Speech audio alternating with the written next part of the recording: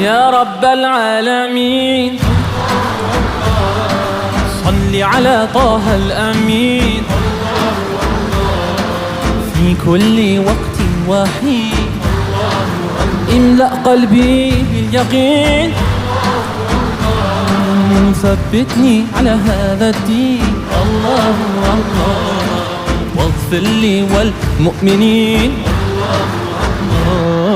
حسبي ربي جل الله ما في قلبي غير الله نور محمد صلى الله